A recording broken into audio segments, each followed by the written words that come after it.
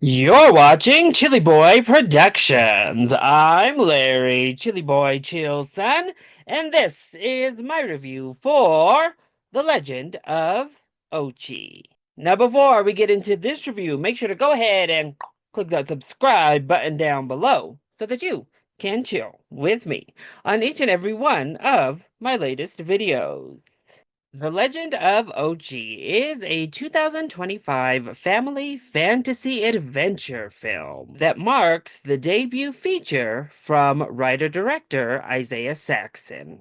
Legend of Ochi follows a young girl who learns to never go outside after dark because of reclusive forest creatures known as the Ochi. However, when a baby Ochi is left behind by its pack, she embarks on the adventure of a lifetime to reunite it with its family. The film stars Helena Zengel, Finn Wolfhard, Emily Watson, and Willem Dafoe. So The Legend of Ochi premiered at the 2025 Sundance Film Festival, which is ironically where I first heard of the film. I saw that cover picture they used for the festival and instantly knew I needed to see this. Unfortunately, I couldn't see it through Sundance, but it did turn out to be the AMC Screen Unseen mystery movie for April 21st. And as I had highly suspected, I ended up really enjoying The Legend of Ochi. So, let's go ahead and talk about the positives first. Well, I need to kick off the positives just by speaking of all of the visual flavor here. The cinematography in this film is absolutely stunning. A completely gorgeous film that has depth, that has artistry to the way that it's shot. The color grading is beautiful. The landscapes are stunning. And then you get down to the puppetry and animatronics, all of the effects that go into creating the Ochi and their environment. They look amazing. Watching these Ochi interact with the people, with the world around them, it was so fantastic. Such a beautiful throwback to a different era of filmmaking, but they looked so good and natural, expressive, adorable. Speaking of, the OG themselves are pretty amazing, particularly the baby that we spend the entire film with is so cute. Now, obviously, I wore this as an homage to what I suspected the mystery movie would be. And it takes these type of design elements of things like gremlins with these ears and with the eyes, or even monkeys or orangutans, maybe even something like a chihuahua. There are so many different animals bundled into this little adorable baby creature. Now, when they get bigger, definitely more monkey-esque, more in line with something like a baboon, or actually more specifically, something like maybe a howler monkey mixed with an orangutan. But man, that little baby is something adorable. And of course, you are lured into this adventure because you fall in love with this baby Ochi and his quest to get back to his family. I also think Helena Ziegler, who plays our main character, is very good. I think she really takes what is an interesting script for her character and delivers it beautifully. Willem Dafoe is completely unhinged as per usual, and he kills it as per usual. And then we have Emily Watson, who also is a very interesting character, but she plays it with so much heart and authenticity that it ended up being a scene-stealing performance from Watson. And all of this culminates into this wonderfully beautiful, heartfelt debut feature that is honestly a throwback. This feels like a 1980s and 1990s family adventure film that we would get from Amblin. One of the film, specifically a film like E.T. or the many other family adventure films where a child befriends a non-human and has to return them back to where they belong.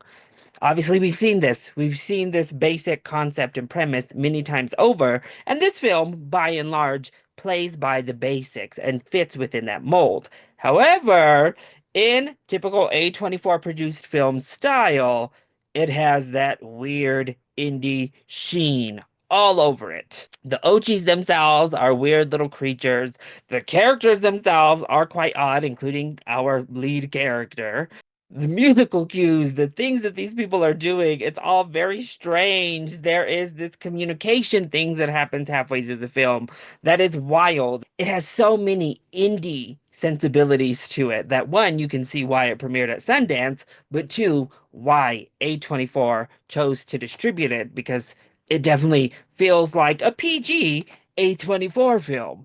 But much like those old school family friendly adventure films, I think this is a perfect film for Earth Day, and it's releasing right at the perfect time for Earth Day 2025 because ultimately it's a very moving message about the collaboration between people and nature.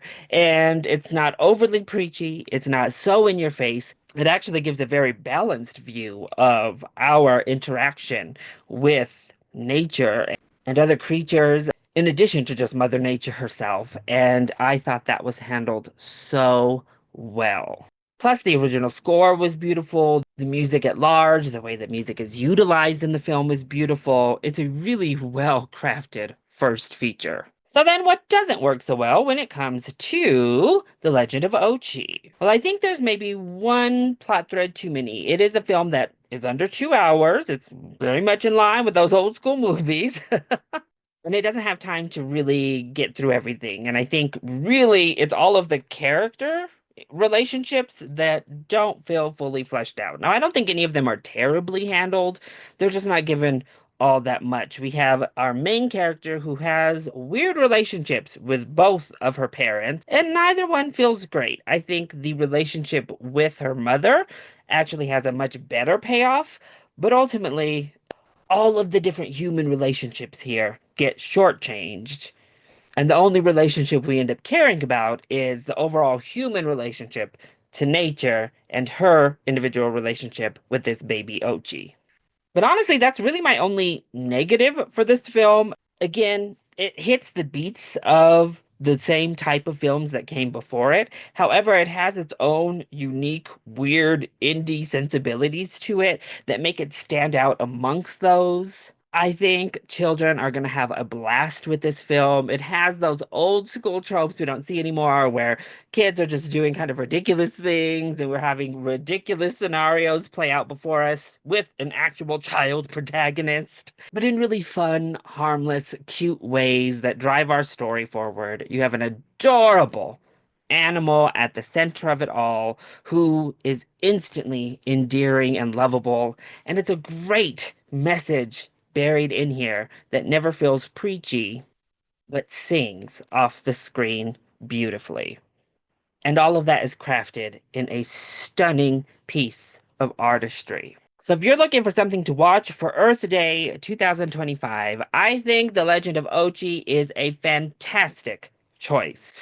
If you weren't aware of this little indie, I say put it on your radar because this may just be one of your pleasant surprises for 2025. So that was my review for The Legend of Ochi. I hope you enjoyed it. If you did, go ahead, click that like button down below and subscribe to the channel so that you are always up to date on all of my latest videos. Also, join in on the discussion. Are you excited to see The Legend of Ochi, or did you see it back at Sundance? Let me know all of your thoughts and comments either in that comment section down below, or you can hit me up on Twitter. I love you all so much for your continued support. Thank you for watching, and we'll see you next time. Bye.